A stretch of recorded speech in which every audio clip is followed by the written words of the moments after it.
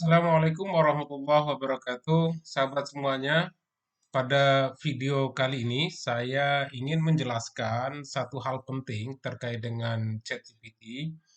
Sahabat semuanya, ada banyak peneliti, baik mahasiswa maupun dosen, menganggap bahwa ChatGPT mampu melakukan apa saja untuk membantu percepatan penyelesaian pelaksanaan penelitian maupun penulisan artikel ilmiah.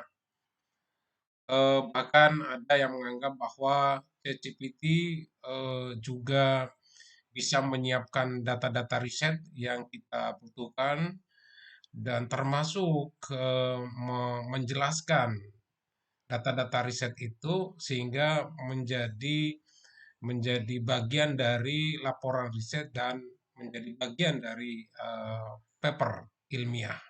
Sahabat semuanya, anggapan demikian atau pemahaman demikian menurut saya sangat keliru, sebab ChatGPT tidak mampu melakukan semuanya yang kita butuhkan, tidak mampu menyiapkan hal-hal yang itu berkaitan dengan topik riset, misalnya menyiapkan data riset untuk menjawab pertanyaan penelitian. ChatGPT nggak mampu menyediakan data-data itu.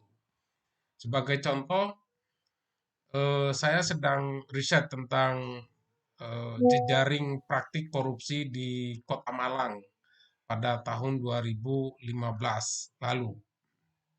Nah, ketika saya meminta ChatGPT untuk menyiapkan data dalam rangka riset tersebut, ChatGPT nggak bisa menyiapkan data itu.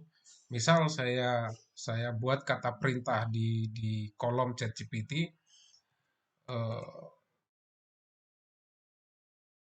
buatkan data data analisis jaring praktik praktik korupsi Kota Malang, praktik korupsi di Kota Malang tahun 2015. Nggak usah menentukan tahun. Buatkan data analisis jaring praktik korupsi di Kota Malang dengan eh, dengan menggunakan menggunakan aplikasi Envivo. Coba kita klik tanda panah running perintah ini.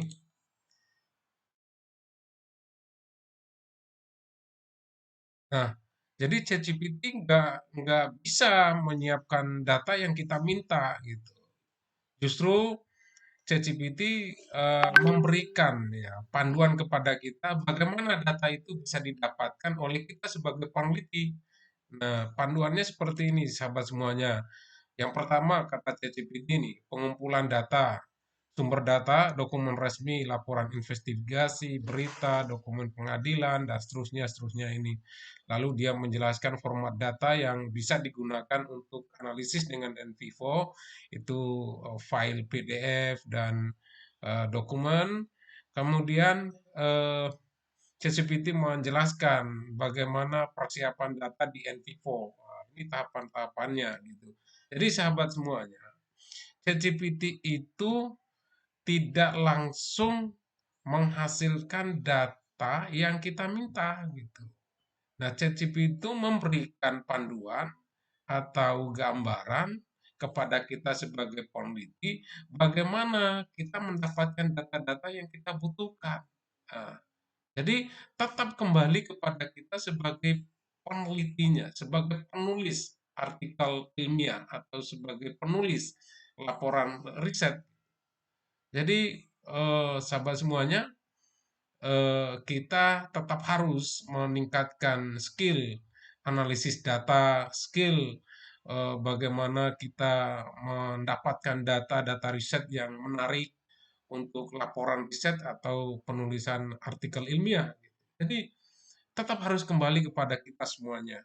ChatGPT hanya memberi jawaban bagaimana panduan untuk kita sebagai peneliti dalam rangka mendapatkan data-data riset yang kita butuhkan dengan menggunakan aplikasi yang kita inginkan. Gitu. Jadi sekali lagi sahabat semuanya, ChatGPT tidak bisa berbuat apa-apa dalam rangka memberikan data kepada kita. Tetap harus kembali kepada kita untuk mencari data, mengumpulkan data, menganalisis data dengan aplikasi yang mendukung dalam pelaksanaan riset dan penulisan paper kita. Demikian sahabat semuanya, semoga bermanfaat. Sekian dari saya. Assalamualaikum warahmatullahi wabarakatuh.